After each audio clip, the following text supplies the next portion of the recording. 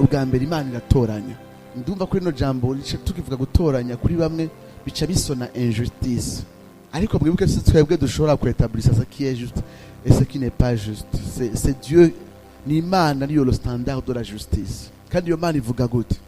Ivuga ko bose babereye gupfa, kandi ko ikiza abari babereye gupfa muri abo benshi ikagira abo iraba giza bitavuye kuri bo ariko vyandurutse kuri yo kuyihesha icubahiro. Ivyo rero si kugerageza gusoma itanguriro tuyirabiye mu maso y'umuntu yitwa Calvin. Oya, nugerageza kuba kuraba ibigaragara mu itanguriro. N'est-ce pas choquant? N'est-ce pas choquant ingene Imana itoranya certains individus dans l'Ancien Testament? N'est-ce pas choquant kubona Esawu avuza induru arira arondera umugisha, Yakobo yashibutse?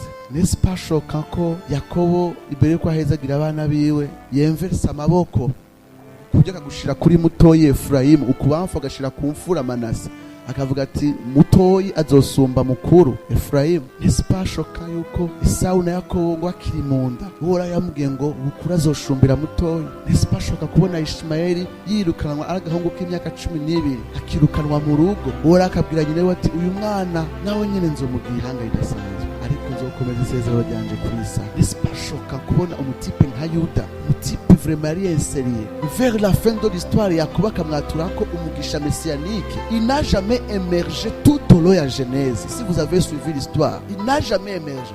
Aratangura kuba responsable honyine murayibuka kuri Yosefu d'abord, puis kuri Benjamin. Arabwira Yosefu ati umviriza tumufunga jewe, tumura ikintu cyo kwigura abandi, suku yari ameze ari umutipe ari sérieux. Tubona mu mpera y'ubuzima bwiwe Imana igenda imuhindura, Yakobo akamwaturako akamuvugishwako la lignée messianique.